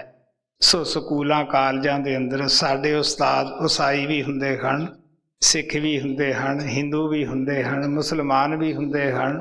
ਅਸੀਂ ਕਦੇ ਇਹ ਇਤਰਾਜ਼ ਨਹੀਂ ਕੀਤਾ ਕਿ ਮੈਂ ਇਹ ਸਿੱਖ ਦਾ ਬੱਚਾ ਹੈ, ਈਸਾਈ ਤੋਂ ਨਹੀਂ ਪੜ੍ਹਦਾ, ਜਾਂ ਈਸਾਈ ਹੈ ਮੈਂ ਪੰਡਤਾਂ ਤੋਂ ਨਹੀਂ ਪੜ੍ਹਦਾਗਾ। ਸਾਡਾ ਮਤਲਬ ਤਾਂ ਤਾਲੀਮ ਹਾਸਲ ਕਰਨਾ ਹੈ। ਇਸੇ ਤਰ੍ਹਾਂ ਸਾਨੂੰ ਅਗਰ ਕੋਈ ਰੋਗ ਹੈ, ਦੁੱਖ ਹੈ, ਚਲਿਆ ਰਹੇ ਹੈ, ਤਾਂ ਸਾਡਾ ਮਤਲਬ ਤਾਂ ਸਰੀਰ ਨੂੰ ਆਰਾਮ ਦੇਣ ਤੱਕ ਹੈ। ਹਸਪਤਾਲਾਂ ਵਿੱਚ ਜਾਂਦੇ ਹਾਂ, ਅਸੀਂ ਕਦੇ ਡਾਕਟਰ ਦੀ ਜਾਤ ਨਹੀਂ ਪੁੱਛੀ ਕਿ ਮੈਂ ਤਾਂ ਪੰਡਤ ਹਾਂ, ਮੈਂ ਸਿੱਖ ਹਾਂ, ਮੈਂ ਮੁਸਲਮਾਨ ਤੋਂ ਦਵਾਈ ਨਹੀਂ ਲੈਂਦਾਗਾ। ਤੁਸੀਂ ਐਸੇ ਤਜਰਬੇ ਤਾਂ ਹਰ ਰੋਜ਼ ਹੀ ਦੇਖਦੇ ਹੋ, ਕਰਦੇ ਹੋ। ਇਸੇ ਤਰ੍ਹਾਂ ਜਿਨ੍ਹਾਂ ਆਤਮਾ ਦੇ ਦਿਲ ਅੰਦਰ ਤੜਫ ਹੁੰਦੀ ਹੈ, ਉਹ ਕਦੇ ਵੀ ਐਸੇ ਝਮੇਲਿਆਂ ਵਿੱਚ ਨਹੀਂ ਪੈਂਦੇਗੇ। ਮੈਂ ਦੱਸਦਾ ਹੁੰਦਾ ਹੈ ਕਿ ਮੈਨੂੰ ਉਸ ਵੇਲੇ ਮਹਾਰਾਜ ਦੀ ਕੁਲ ਦਾ ਪਤਾ ਲੱਗਿਆ, ਉਹਦੀ ਗ੍ਰਸਤ ਦਾ ਪਤਾ ਲੱਗਿਆ ਜਦੋਂ ਸੰਸਾਰ ਛੱਡ ਗਏ ਸਨ। ਉਹ ਵੀ ਲੋਕਾਂ ਨੇ ਮੱਲੋ ਮੱਲੀ ਕੰਨਾਂ ਵਿੱਚ ਡਾਲ ਦਿੱਤਾ। ਨਹੀਂ, ਮੇਰਾ ਕੋਈ ਇਸ ਚੀਜ਼ ਨਾਲ ਮਤਲਬ ਨਹੀਂ ਸੀ, ਮੇਰਾ ਮਤਲਬ ਉਹਦੇ ਪਿਆਰ ਨਾਲ ਸੀ। ਮੈਂ ਦੱਸਦਾ ਹੁੰਦਾ ਬਚਪਨ ਵਿੱਚ ਮੇਰਾ ਮੇਰੀ ਮਾਤਾ ਨਾਲ ਅਟੁੱਟ ਪਿਆਰ ਸੀ। ਉਹਨੇ ਮੈਨੂੰ ਐਸਾ ਪਿਆਰ ਦਿੱਤਾ ਸੀਗਾ ਕਿ ਜਿਹੜਾ ਮੈਂ ਦੁਨੀਆ ਦੇ ਕਿਸੇ ਝਮੇਲੇ 'ਚ ਨਾ ਬੱਝਿਆ, ਉਹਦੇ ਨਾਲ ਹੀ ਬੱਝਿਆ ਰਿਹਾ। ਤੋ ਬੰਨਣ ਵਾਲਾ ਵੀ ਸਾਥ ਬੱਝ ਜਾਂਦਾ ਹੈ, ਇਹਦੇ ਵਿੱਚ ਕੋਈ ਸ਼ੱਕ ਨਹੀਂ ਹੁੰਦੀਗੀ। ਸੋ ਜੋ ਪਿਆਰ ਮੇਰੇ ਗੁਰੂ ਦੇਵ ਪ੍ਰਮਾਤਮਾ ਕਿਰਪਾਲ ਨੇ ਦਿੱਤਾ, ਉਹ ਮਾਤਾ ਦੇ ਪਿਆਰ ਨੂੰ ਉਹੀ ਭੁਲਾ ਸਕਿਆ। ਉਹ ਬਿਆਨ ਨਹੀਂ ਕਰ ਸਕਦਾ, ਕਿਉਂਕਿ ਗੁਰੂ ਸਿੱਖ ਦਾ ਮਾਮਲਾ ਹੁੰਦਾ ਹੈ। ਸੋ ਪਿਆਰ ਕੌਣ ਲੈਂਦਾ ਹੈ ਗੁਰੂ ਤੋਂ? ਜਿਹੜਾ ਗੁਰੂ ਦੀ ਕਦਰ ਕਰਦਾ ਹੈ, ਗੁਰੂ ਨੂੰ ਸਮਝਦਾ ਹੈ ਕਿ ਗੁਰੂ ਕਿਸ ਤਰ੍ਹਾਂ ਪਿਆਰ ਹੈ। ਮੈਂ ਜਦ ਪੱਛਮ ਦੇ ਅੰਦਰ ਪਹਿਲੀ ਯਾਤਰਾ ਤੇ ਗਿਆ ਸੀ, ਮੈਂ ਦੱਸਿਆ ਸੀ ਪਿਆਰ ਨਾਲ ਕਿ ਪਿਆਰਿਓ, ਮੇਰਾ ਕੋਈ ਮਿਸ਼ਨ ਨਹੀਂ, ਨਾ ਕੋਈ ਮੈਂ ਮਿਸ਼ਨ ਲੈ ਕੇ ਆਇਆ ਹੈ। ਇਹ ਮਿਸ਼ਨ ਜੋ ਹੈ ਇਹ ਸਾਵਣ ਦਾ ਹੈ, ਇਹ ਕਿਰਪਾਲ ਦਾ ਹੈ। ਇਹ ਸਾਵਣ ਨੇ ਜੋ ਬੂਟੇ ਲਾਏ ਸੀ ਉਹਨਾਂ ਨੂੰ ਕਿਰਪਾਲ ਨੇ ਪਾਣੀ ਦਿੱਤਾ। ਮੈਂ ਵੀ ਉਹਨਾਂ ਦੇ ਹੁਕਮ ਦੇ ਮੁਤਾਬਕ ਹੀ ਤੁਹਾਡੇ ਵਿੱਚ ਬੈਠ ਕੇ, ਜੋ ਉਹਨਾਂ ਚਰਨਾਂ ਦੇ ਵਿੱਚ ਬੈਠ ਕੇ ਮੈਨੂੰ ਪਿਆਰ ਮਿਲਿਆ ਹੈ ਮਹਾਨ ਗੁਰੂਆਂ ਦੇ, ਉਹ ਤੁਹਾਡੇ ਨਾਲ ਬਾਂਟਣ ਵਾਸਤੇ ਆਇਆ ਹੈ। ਸੋ ਇਹ ਹੈ ਬਿਰਹੇ ਦਾ ਹਾਲ, ਇਹ ਹੈ ਤੜਫ ਦਾ ਹਾਲ। ਐਸੇ ਜਿਸ ਦੇ ਅੰਦਰ ਬਿਰਹੇ ਹੁੰਦੀ ਹੈ, ਤੜਫ ਹੁੰਦੀ ਹੈ, ਉਹ ਸਤਿਗੁਰੂ ਦਾ ਲਾਲਾ ਗੋਲਾ ਬਿਨਾਂ ਦਾਮਾਂ ਤੋਂ ਉਹ ਗੁਲਾਮ ਹੁੰਦਾ ਹੈ। ਉਹ ਦੁਨੀਆ ਦੀ ਕੋਈ ਚੀਜ਼ ਉਹ ਮੰਗਦਾ ਨਹੀਂਗਾ। ਅਗਰ ਮੰਗਦਾ ਹੈ ਤਾਂ ਉਹ ਦਰਸ਼ਨ ਮੰਗਦਾ ਹੈ, ਦੀਦਾਰ ਮੰਗਦਾ ਹੈ ਕਿ ਮੈਨੂੰ ਕਿਵੇਂ ਨਾ ਕਿਵੇਂ ਦੀਦਾਰ ਹੋ ਜਾਵੇ, ਦਰਸ਼ਨ ਹੋ ਜਾਵੇ। ਜਦ ਗੁਰੂ ਅਰਜਨ ਨੂੰ ਪੁੱਛਿਆ ਗਿਆ ਕਿ ਤੁਹਾਡੇ ਦਿਲ ਅੰਦਰ ਗੁਰੂ ਦੇ ਪਿਆਰ ਦੀ ਕਿੰਨੀ ਕੁ ਤੜਫ ਹੈ, ਤੁਸੀਂ ਕਿਸ ਤਰ੍ਹਾਂ ਉਹਨਾਂ ਨੂੰ ਦੇਖਦੇ ਹੋ, ਕਿਸ ਤਰ੍ਹਾਂ ਉਹਨਾਂ ਨੂੰ ਸਮਝਦੇ ਹੋ? ਦਾਦੂ ਨੇ ਕਿਹਾ ਹੈ ਕਿ ਅੱਖ ਦੇ ਵਿੱਚ ਸੁਰਮਾ ਤਾਂ ਹਰ ਇੱਕ ਪਾ ਲੈਂਦਾ ਹੈ, ਲੇਕਿਨ ਅੱਖ ਨਾਲ ਝਾਕਣਾ ਕਿਸੇ ਕਿਸੇ ਪਤਨੀ ਨੂੰ ਆਉਂਦਾ ਹੈ ਕਿ ਕਿਸ ਤਰ੍ਹਾਂ ਪਤੀ ਦੀ ਤਰਫ ਤੱਕਣਾ ਹੈ। ਇਸੇ ਤਰ੍ਹਾਂ ਅਸੀਂ ਪਿਆਰ ਤਾਂ ਸਾਰੇ ਆਪੋ ਆਪਣੇ ਥਾਂ ਗੁਰੂ ਦੇ ਨਾਲ ਕਰਦੇ ਹਾਂ, ਲੇਕਿਨ ਉਸ ਪਿਆਰ ਦੀ ਕਦਰ ਬਹੁਤ ਅਸੀਂ ਥੋੜ੍ਹੇ ਹੀ ਜਾਣਦੇ ਹਾਂ ਕਿ ਉਹਦੀ ਕਿਸ ਤਰ੍ਹਾਂ ਅਸੀਂ ਕਦਰ ਕਰਨੀ ਹੈ। ਮਹਾਰਾਜ ਜੀ ਕਹਿੰਦੇ ਹੁੰਦੇ ਸਨ ਕਿ ਜੇ ਸਾਨੂੰ ਇਹ ਪਤਾ ਲੱਗ ਜਾਵੇ ਕਿ ਸੰਤ ਸਾਡੇ ਨਾਲ ਕਿਤਨਾ ਪਿਆਰ ਕਰਦੇ ਹੈ, ਅਸੀਂ ਖੁਸ਼ੀ ਵਿੱਚ ਨੱਚ ਉੱਠੀਏ। ਜਦੋਂ ਗੁਰੂ ਦਾ ਪਿਆਰ ਸਾਡੇ ਦਿਲ ਅੰਦਰ ਪੈਦਾ ਹੁੰਦਾ ਹੈ, ਉਸ ਵੇਲੇ ਇਸ ਤਰ੍ਹਾਂ ਦੀ ਤੜਫ ਹੁੰਦੀ ਹੈ, ਇਸ ਤਰ੍ਹਾਂ ਆਤਮਾ ਨੱਚਦੀ ਹੈ ਜਿਵੇਂ ਕਾਲੀ ਕੱਟ ਨੂੰ ਦੇਖ ਕੇ ਮੋਰ ਪੈਲ ਪਾਉਂਦਾ ਹੈ, ਉਹ ਖੂਬ ਰੋਂਦਾ ਹੈ ਔਰ ਮੋਰਨੀਆਂ ਉਸ ਨੂੰ ਚੁੱਪ ਕਰਾਉਂਦੀਆਂ ਹਨ, ਲੇਕਿਨ ਉਸ ਦੇ ਦਿਲ ਅੰਦਰ ਐਸੀ ਬਿਰਹੇ ਹੁੰਦੀ ਹੈ। ਇਸੇ ਤਰ੍ਹਾਂ ਜਦ ਸੱਚੇ ਸ਼ਿਸ਼ ਦੇ ਅੰਦਰ ਬਿਰਹੇ ਪੈਦਾ ਹੋ ਜਾਂਦੀ ਹੈ, ਲੋਕ ਇਹ ਆਣੇ ਮੱਤਾਂ ਦਿੰਦੇ, ਉਹਨਾਂ ਮੱਤ ਨਾ ਪਾਵੇ। ਲੋਕ ਆ ਸਮਝਾਉਂਦੇ ਹੈ ਤੈਨੂੰ ਕੀ ਹੋ ਗਿਆ, ਤੂੰ ਕਿਉਂ ਆ ਕਰਦਾ ਹੈ। ਸੋ ਉਹਨੂੰ ਉਹ ਕਹਿੰਦਾ ਜਿੱਥੇ ਮੇਰੇ ਪਿਆਰੇ ਦੀ ਬਾਤ ਹੀ ਨਹੀਂ ਚੱਲਦੀ ਉਹ ਕਾਹਦੀ ਹੈ। ਸਾਡਾ ਪਿਆਰਾ ਕੌਣ ਹੈ? ਉਹ ਪਰਮਾਤਮਾ ਹੈ, ਉਹ ਸ਼ਬਦ ਰੂਪ ਗੁਰੂ ਹੈ, ਜਿਹਨੇ ਸਾਨੂੰ ਅੰਦਰ ਜਾਣ ਦੇ ਵਾਸਤੇ ਬਗੈਰ ਮਜ਼ਦੂਰੀ ਤੋਂ ਔਰ ਬਗੈਰ ਕਿਸੇ ਮੁਆਵਜ਼ੇ ਤੋਂ, ਬਗੈਰ ਕਿਸੇ ਅਹਿਸਾਨ ਤੋਂ ਸਾਨੂੰ ਇਸ ਰਸਤੇ ਤੇ ਡਾਲਿਆ ਹੈ। ਸੋ ਦਾਦੂ ਦਿਆਲ ਦਾ ਗੌਰ ਨਾਲ ਸ਼ਬਦ ਸੁਣੋ। ਬਿਰਹਿ ਦਾਦੂ ਦਿਆਲ ਸੰਤ ਬਾਣੀ ਸੰਗ੍ਰਹਿ ਭਾਗ ਪਹਿਲਾ ਪੰਨਾ 77। ਮਨ ਚੇਤ ਚਾਤ੍ਰਿਕ ਜਿਉ ਰਟੈ, ਪੀਵ ਪੀਵ ਲਾਗੀ ਪਿਆਸ, ਦਾਦੂ ਦਰਸ਼ਨ ਕਾਰਨੀ, ਪੁਰਵੋ ਮੇਰੀ ਆਸ। ਆਪ ਪਿਆਰ ਨਾਲ ਕਹਿੰਦੇ ਆ ਜਿਸ ਤਰ੍ਹਾਂ ਪਪੀਹਾ ਪਿਓ ਪਾਣੀ ਕਰਦਾ ਹੈ, ਉਹ ਬੇਸ਼ੱਕ ਤੜਪ ਕੇ ਜਾਨ ਦੇ ਜਾਵੇ, ਲੇਕਿਨ ਉਹ ਆਪਦੀ ਰੱਟ ਲਾਈ ਰੱਖਦਾ ਹੈ। ਇਸੇ ਤਰ੍ਹਾਂ ਹੇ ਸਤਿਗੁਰੂ, ਮੈਂ ਤੇਰੇ ਦਰਸ਼ਨ ਦੀ ਖਾਤਰ ਤੜਪਦਾ ਹਾਂ, ਮੇਰੀ ਪਿਆਸ, ਮੇਰੀ ਉਮੰਗ ਨੂੰ ਪੂਰੀ ਕਰ ਜੀ। ਦਾਦੂ ਦਰਸ਼ਨ ਕਾਰਨੀ, ਪੁਰਵੋ ਮੇਰੀ ਆਸ, ਦਾਦੂ ਬਿਰਹਨ ਦੁਖ ਕਾਸਨ ਕਹੈ, ਕਾਸਨ ਦੇਈ ਸੰਦੇਸ, ਪੰਤ ਨਿਹਾਰਤ ਪੀਵ ਕਾ, ਬਿਰਹਨ ਪਲਟੇ ਕੇਸ। ਕਬੀਰ ਸਾਹਿਬ ਨੇ ਕਿਹਾ ਕਿ ਨਾ ਉੱਥੇ ਦਿਨ ਹੈ ਨਾ ਰਾਤ ਹੈ, ਨਾ ਕੋਈ ਵੇਦ ਹੈ ਨਾ ਸ਼ਾਸਤਰ ਹੈ। ਜਿੱਥੇ ਦਾ ਉਹ ਸਤਿਗੁਰੂ ਰਹਿਣ ਵਾਲਾ ਹੈ, ਉੱਥੇ ਅਸੀਂ ਕਿਹੜੇ ਕਾਂ ਨੂੰ, ਕਿਹੜੇ ਕਾਗ ਨੂੰ ਚਿੱਠੀ ਦੇ ਕੇ ਭੇਜੀਏ, ਕਿਹੜਾ ਸਾਡਾ ਪੱਤਰ ਉੱਥੇ ਪਹੁੰਚੇ। ਕਿਹੜਾ ਉੱਥੇ ਹੈ ਜਾਣ ਵਾਲਾ ਸਾਡੇ ਪਿਆਰੇ ਨੂੰ ਜਾ ਕੇ ਕਹੇ ਕਿ ਤੇਰੇ ਵਾਸਤੇ ਕੋਈ ਆਤਮਾ ਤੜਫਦੀ ਹੈ। ਕਬੀਰ ਸਾਹਿਬ ਨੇ ਕਿਹਾ ਕਿ ਇਧਰੋਂ ਅਨੇਕਾਂ ਹੀ ਆਪੋ ਆਪਣਾ ਭਾਰ ਲੱਦ ਕੇ ਕਰਮਾਂ ਦਾ ਜਾ ਰਹੇ ਹੈ, ਉਧਰੋਂ ਕੋਈ ਨਹੀਂ ਆਇਆ। ਸਿਰਫ ਉਧਰੋਂ ਉਹ ਸੰਤ ਸਤਿਗੁਰੂ ਆਉਂਦਾ ਹੈ ਜਿਹੜਾ ਸਾਡਾ ਸੰਦੇਸ਼ ਉਸ ਮਾਲਕ ਤਾਈਂ ਰੋਜ਼ ਲਿਜਾਂਦਾ ਹੈ ਔਰ ਸਾਨੂੰ ਵੀ ਆ ਕੇ ਦਿੰਦਾ ਹੈ। ਉਹ ਗੁਰੂ ਨਹੀਂ ਜਿਹਨੇ ਕੰਨ ਵਿੱਚ ਫੂਕ ਮਾਰ ਦਿੱਤੀ ਕਿ ਮੈਂ ਤੇਰਾ ਗੁਰੂ ਹੋ ਗਿਆ। ਨਹੀਂ ਪਿਆਰਿਓ, ਸੰਤਾਂ ਦੀ ਜ਼ਿੰਮੇਵਾਰੀ ਹੁੰਦੀ ਹੈ, ਡਿਊਟੀ ਹੁੰਦੀ ਹੈ। ਤੁਸੀਂ ਰੋਜ਼ ਦੇਖਦੇ ਹੋ ਪ੍ਰੇਮੀਆਂ ਨੂੰ ਕਿ ਕਿਸ ਤਰ੍ਹਾਂ ਉਹਨਾਂ ਦੀ ਸੰਭਾਲ ਕਰਦੇ ਹੈ। ਅਸੀਂ ਖੁਦ ਵੀ ਜ਼ਿੰਦਗੀ ਦੇ ਵਿੱਚ ਦੇਖਦੇ ਹਾਂ, ਬਹੁਤ ਸਾਰੇ ਵਾਕਿਆਤ ਜ਼ਿੰਦਗੀ 'ਚ ਐਸੇ ਆਉਂਦੇ ਹੈ ਕਿ ਜਿਹਦੇ ਵਿੱਚ ਉਹ ਸੰਭਾਲ ਹੁੰਦੀ ਆਪਦੇ ਅੱਖਾਂ ਨਾਲ ਦੇਖਦਾ ਹੈ, ਆਪਣੀ ਕੀ ਆਪਣੇ ਰਿਸ਼ਤੇਦਾਰਾਂ ਦੀ ਵੀ ਦੇਖਦਾ ਹੈ। ਬੇਸ਼ੱਕ ਉਹਨਾਂ ਨੂੰ ਨਾਮ ਨਹੀਂ ਮਿਲਿਆ, ਜਿਨ੍ਹਾਂ ਦੇ ਦਿਲ ਅੰਦਰ ਪਿਆਰ ਹੈ ਉਹ ਜ਼ਰੂਰ ਰਹਿਮਤ ਕਰਦਾ ਹੈ। ਖਾਲੇ ਵੀ ਦੀ ਪਾਣੀ ਜਾਂਦਾ ਹੈ, ਨਹਿਰ ਵੀ ਦੀ ਪਾਣੀ ਜਾਂਦਾ ਹੈ, ਉਹਦੇ ਆਸੇ ਪਾਸੇ ਵੀ ਗਿੱਲੇ ਹੋ ਜਾਂਦੇ ਹੈ, ਸਲਾਬ ਚੜ੍ਹ ਜਾਂਦੀ ਹੈ, ਤਰੀ ਆ ਜਾਂਦੀ ਹੈ। ਇਸੇ ਤਰ੍ਹਾਂ ਜਿਹੜੇ ਲੋਕ ਘਰਾਂ ਅੰਦਰ ਜਾ ਕੇ ਗੁਰੂ ਦੇਵ ਦੀ ਬਾਤ ਕਰਦੇ ਹੈ, ਜੋ ਸੱਚੇ ਦਿਲੋਂ ਸੁਣ ਲੈਂਦੇ ਹੈ, ਉਹਨਾਂ ਨੂੰ ਵੀ ਫੈਜ਼ ਮਿਲਦਾ ਹੈ। ਸੋ ਇਸ ਵਾਸਤੇ ਆ ਪਿਆਰ ਨਾਲ ਕਹਿੰਦੇ ਹੈ ਕਿ ਜਦ ਉੱਥੇ ਕੋਈ ਪਹੁੰਚਦਾ ਹੀ ਨਹੀਂ ਬਗੈਰ ਗੁਰੂ ਤੋਂ, ਉਹ ਪਰਮਾਤਮਾ ਦਾ ਹੀ ਕੌਣ ਸੰਦੇਸ਼ ਲਿਆਵੇ। ਸਿਰਫ ਉਹ ਗੁਰੂ ਹੈ ਜਿਹੜਾ ਉਧਰੋਂ ਆਉਂਦਾ ਹੈ, ਉਹ ਹਰ ਰੋਜ਼ ਜਾਂਦਾ ਹੈ, ਰੋਜ਼ ਨਹੀਂ। ਉਹ ਅੱਖ ਬੰਦ ਕਰਦਾ ਹੈ, ਉਹਦੇ ਦੇਸ਼ ਹੈ, ਖੋਲਦਾ ਹੈ ਤੇ ਉਹ ਦੁਨੀਆ ਵਿੱਚ ਹੈ। ਗੁਰੂ ਨਾਨਕ ਨੇ ਕਿਹਾ ਉਹਦੀ ਹਾਲਤ ਇਹ ਹੁੰਦੀ ਹੈ ਕਿ ਮੁਖ ਦੀ ਬਾਤ ਸਗਲ ਸਿਓ ਕਰਦਾ, ਜੀ ਸੰਗ ਪ੍ਰਭ ਆਪਣੇ ਧਰਦਾ। ਦੇਹ ਵਿੱਚ ਬੈਠਾ ਹੈ, ਕਦੇ ਰੋਂਦਾ ਹੈ, ਕਦੇ ਹੱਸਦਾ ਹੈ, ਕਦੇ ਉਹ ਸਾਡੇ ਨਾਲ ਬਾਤਾਂ ਕਰਦਾ ਹੈ, ਦੁਨੀਆ ਦੇ ਵਿੱਚ ਹੈ, ਦੁਨੀਆ ਵਾਲੀ ਕਿਰਿਆ ਕਰਦਾ ਹੈ, ਕਿਉਂਕਿ ਉਹ ਆਪਣਾ ਬਹੁਤ ਇਨਸਾਨੀ ਲੈਵਲ ਤੇ ਆ ਕੇ ਜੀਵਨ ਬਿਤਾਉਂਦਾ ਹੈ। ਲੇਕਿਨ ਜਿਹੜਾ ਉਹਦਾ ਮਨ ਹੈ, ਜਿਹੜਾ ਦਿਲ ਹੈ, ਜਿਹੜੀ ਆਤਮਾ ਹੈ, ਉਹ ਪ੍ਰਭੂ ਨਾਲ ਜੁੜੀ ਹੋਈ ਹੈ। ਉਹਦੀ ਹਾਲਤ ਇਸ ਤਰ੍ਹਾਂ ਹੁੰਦੀ ਹੈ ਕਿ ਜਿਸ ਤਰ੍ਹਾਂ ਤੁਸੀਂ ਰੋਜ਼ ਹੀ ਦੇਖਦੇ ਹੋ ਹਲਟ ਚੱਲ ਰਿਹਾ ਹੁੰਦਾ ਹੈ। ਉਹ ਜੋ ਹਲਟ ਦੀ ਮਾਹਲ ਹੁੰਦੀ ਹੈ ਉਹ ਕੂਏ ਦੇ ਉੱਪਰ ਹੁੰਦੀ ਹੈ, ਲੇਕਿਨ ਬੈਲ ਤਾਂ ਜਿਹੜੇ ਹੈ ਜੱਟ ਦੇ ਉਹ ਕੂਏ ਤੇ ਨਹੀਂ ਚੱਲਦੇਗੇ, ਉਹ ਇੱਕ ਸਾਈਡ ਦੇ ਵਿੱਚ ਚੱਲਦੇ ਹੈ। ਲੇਕਿਨ ਉਹ ਜੋ ਰਹਿਟ ਦੀ ਮਾਲ ਹੈ ਉਹਦਾ ਔਰ ਉਹਨਾਂ ਦਾ ਕਨੈਕਸ਼ਨ ਕੀ ਹੈ, ਉਹਦੇ ਵਿੱਚ ਵਿੱਚ ਇੱਕ ਤੁਰਾ ਹੁੰਦਾ ਹੈ। ਇਸੇ ਤਰ੍ਹਾਂ ਜੀਵ ਔਰ ਆਤਮਾ ਔਰ ਸ਼ਬਦ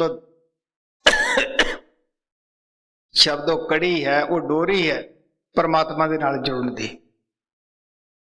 ਸੋ ਇਸ ਵਾਸਤੇ ਉਹਦੀ ਡੋਰੀ ਸਦਾ ਹੀ ਉਸ ਮਾਲਕ ਦੇ ਨਾਲ ਜੁੜੀ ਹੈ। ਸਾਡਾ ਦੁੱਖ, ਸਾਡੀ ਹਾਲਤ, ਸਾਡਾ ਸੱਚਾ ਜੋ ਸੰਦੇਸ਼ ਹੈ ਉਹ ਲੈ ਕੇ ਜਾਂਦਾ, ਉਹ ਸਾਨੂੰ ਦਿੰਦਾ ਹੈ।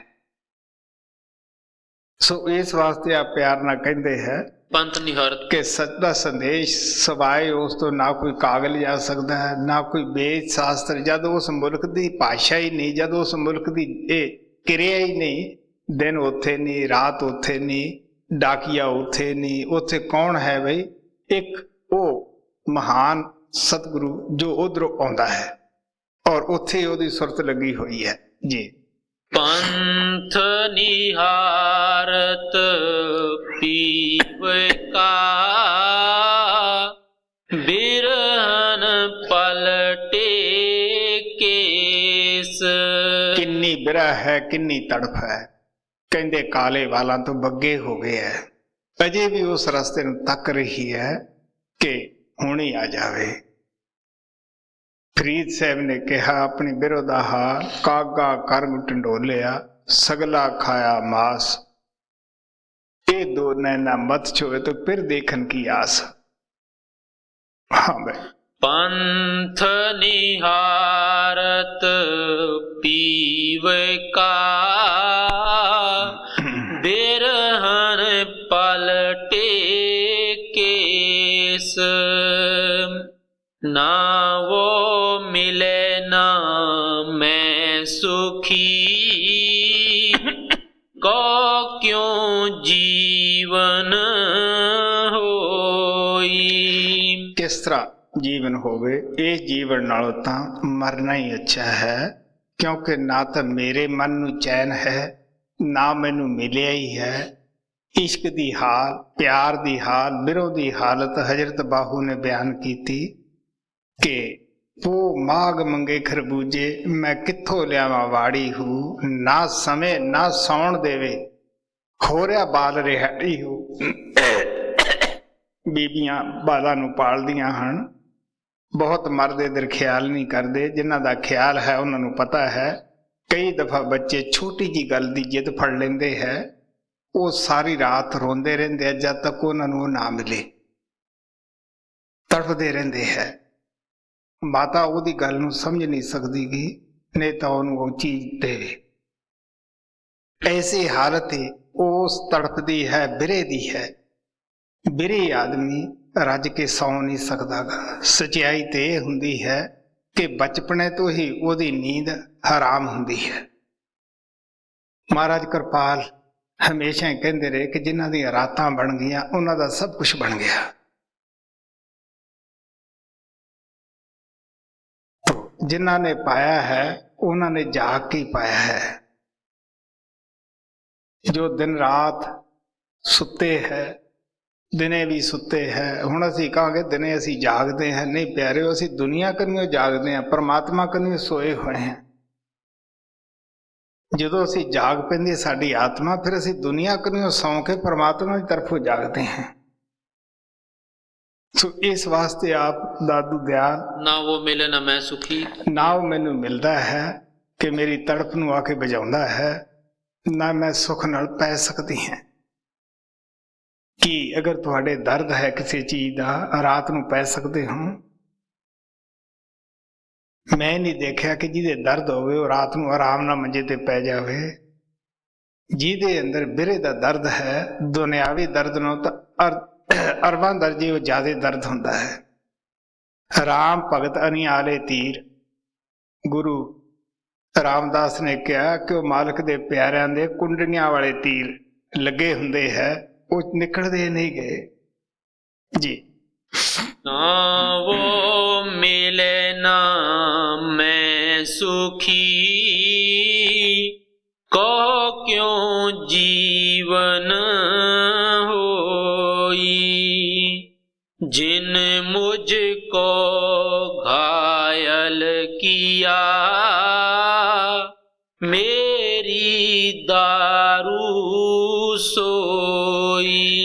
ਕਿਹੜੀ ਦੁਆ ਹੈ, ਕੌਣ ਵੈਦ ਹੈ ਜਿਹਨੇ ਮੈਨੂੰ ਕਹਿਲ ਕੀਤਾ ਹੈ?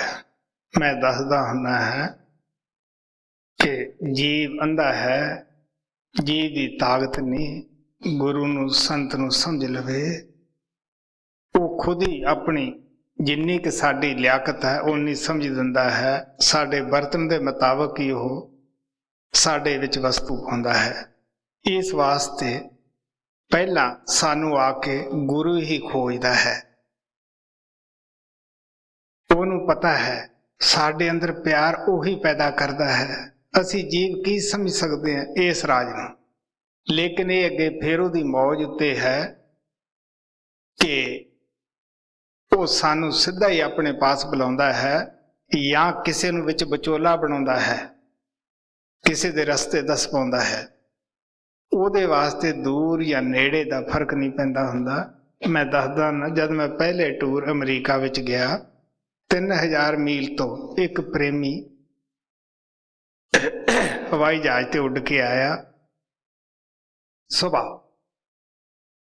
ਉਸ ਨੇ ਮੈਨੂੰ ਦੱਸਿਆ ਮਿਲ ਕੇ ਕਿ ਕਿਸ ਤਰ੍ਹਾਂ ਮੈਨੂੰ ਰਾਤ ਨੂੰ ਦਰਸ਼ਨ ਹੋਏ, ਕਿਸ ਤਰ੍ਹਾਂ ਉਸ ਪ੍ਰਮਾਤਮਾ ਸਾਵਨ ਨੇ ਕਿਹਾ ਕਿ ਮੈਂ ਕਿੱਥੇ ਹਾਂ, ਕਿਸ ਤਰ੍ਹਾਂ ਉਹ ਕਿਰਪਾਲ ਨੇ ਕਿਹਾ ਮੈਂ ਕਿੱਥੇ ਹਾਂ। ਔਰ ਮੈਂ ਇਸ ਵਾਸਤੇ ਤੁਹਾਡੇ ਪਾਸ ਆਇਆ ਹਾਂ। ਉਸ ਨੇ ਮੈਗਜ਼ੀਨ ਦੇ ਵਿੱਚ ਛਪੀ ਹੋਈ ਪਿਕਚਰ ਦਿਖਾਈ। ਇਸੇ ਤਰ੍ਹਾਂ ਜਦ ਮੈਂ ਅਕਬਾਰਡੋਰ ਵਿੱਚ ਗਿਆ, ਕੀਟੋ ਦੇ ਅੰਦਰ ਇੱਕ ਔਰਤ ਨੇ ਆ ਕੇ ਪੱਪੂ ਨੂੰ ਪਿਕਚਰ ਦਿਖਾਈ। ਪੱਪੂ ਨੇ ਮੈਨੂੰ ਉਹਦੇ ਖੜੇ ਦਿਖਾਈ ਕਿ ਮੈਨੂੰ ਰਾਤ ਇਸ ਤਰ੍ਹਾਂ ਦੇ ਦਰਸ਼ਨ ਹੋਏ ਹੈ। ਮੈਂ ਇਸ ਵਾਸਤੇ ਨਾਮ ਲੈਣ ਵਾਸਤੇ ਆਈ ਹੈ। ਹਾਲਾਂਕਿ ਉਹ ਚਰਚ ਦੀ ਨਨ ਸੀ, ਲੇਕਿਨ ਜਦੋਂ ਪਿਆਰ ਜਾਗ ਪਵੇ ਉਦੋਂ ਨਾ ਕੋਈ ਇਹ ਸੋਚਦਾ ਮੈਂ ਨਨ ਹੈ, ਨਾ ਇਹ ਸੋਚਦਾ ਕਿ ਮੈਂ ਪਾਦਰੀ ਹਾਂ। ਅਨੇਕਾਂ ਹੀ ਪਾਦਰੀਆਂ ਨੇ ਨਾਮ ਲੈ ਲਿਆ, ਨਾਮ ਦੇ ਰਸਤੇ ਚੱਲ ਪਏ।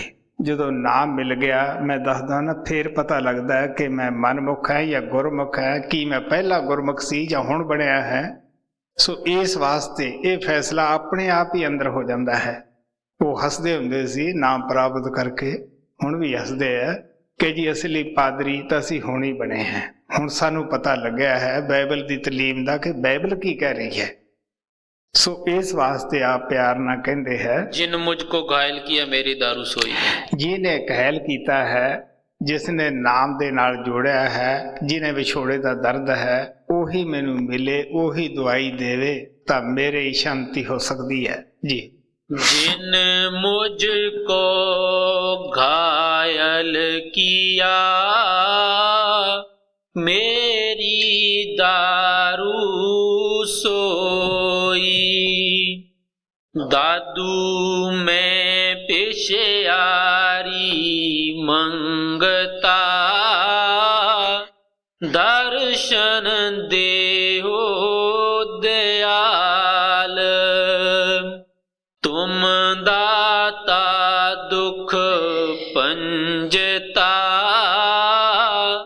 मेरी करो संभाल। ਸਾਨੂੰ ਤਾਂ ਨਿਮਰਤਾ ਨਹੀਂ ਆਉਂਦੀਗੀ। ਨਿਮਰਤਾ ਉਸ ਵੇਲੇ ਆਉਂਦੀ ਹੈ ਜਦੋਂ ਸਾਡੇ ਅੰਦਰ ਉਹ ਨਾਮ ਪ੍ਰਗਟ ਹੋ ਜਾਂਦਾ ਹੈ, ਜਾਂ ਨਿਮਰਤਾ ਦਾ ਭਰਪੂਰ ਖਜ਼ਾਨਾ ਗੁਰੂ ਅੰਦਰ ਪ੍ਰਗਟ ਹੋ ਜਾਂਦਾ ਹੈ। ਸੰਤਾਂ ਨੂੰ ਵਿਰਾਸਤ ਦੇ ਵਿੱਚ ਨਿਮਰਤਾ ਹੀ ਮਿਲੀ ਹੈ। ਕੁੱਲ ਮਾਲਕ ਹੋ ਕੇ ਵੀ, ਸਭ ਬਰਕਤਾਂ ਦੇ ਮਾਲਕ ਹੋ ਕੇ ਵੀ ਕਹਿੰਦੇ ਹੈ, ਮੈਂ ਤੇਰੇ ਦਰ ਦਾ ਮੰਗਤਾ ਹਾਂ, ਤੂੰ ਮੇਰੀ ਸੰਭਾਲ ਕਰ। ਰਵਿਦਾਸ ਨੇ ਕਿਹਾ, ਕਬੀਰ ਨੇ ਵੀ ਇਹੀ ਕਿਹਾ ਕਿ हे ਪ੍ਰਮਾਤਮਾ, ਧਰਤੀ ਤੇਰੀ, ਅਸਮਾਨ ਤੇਰਾ, ਜੋ ਇਸ ਤੇ ਪੈਦਾ ਹੁੰਦਾ ਹੈ, ਫੁੱਲ ਹੈ, ਬਨਸਪਤੀ, ਸਭ ਕੁਛ ਹੀ ਤੇਰਾ ਹੈ। ਮੈਂ ਤੈਨੂੰ ਕੀ ਚੜਾਵਾਂ, ਕੀ ਤੇਰੇ ਮੈਂ ਪੇਸ਼ ਕਰਾਂ, ਇਹ ਤਾਂ ਸਾਰਾ ਕੁਛ ਹੀ ਤੇਰਾ ਹੈ। ਸੋ ਇਸ ਵਾਸਤੇ ਆਪ ਕਹਿੰਦੇ ਮੈਂ ਮੰਗਤਾ ਹਾਂ, ਤੂੰ ਮੇਰੀ ਸੰਭਾਲ ਕਰ।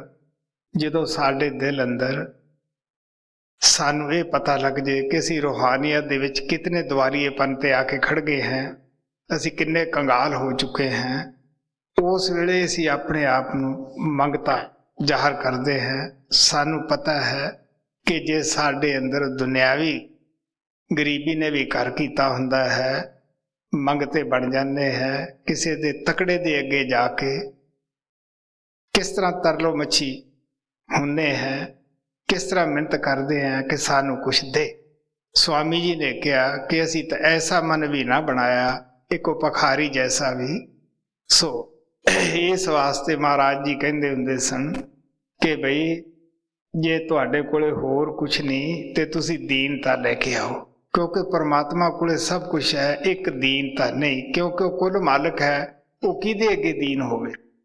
ਫਿਰ ਉਹ ਕਹਿੰਦੇ ਹੁੰਦੇ ਕਿ ਸੁਰਾਹੀ ਤਾਂ ਚੁੱਕੇਗੀ ਜੇ ਪਿਆਲਾ ਖਾਲੀ ਹੈ, ਜੇ ਪਿਆਲਾ ਪਹਿਲਾਂ ਹੀ ਨੱਕੋ ਨੱਕ ਹੈ ਤਾਂ ਕਿਸ ਤਰ੍ਹਾਂ ਚੁੱਕੇਗੀ।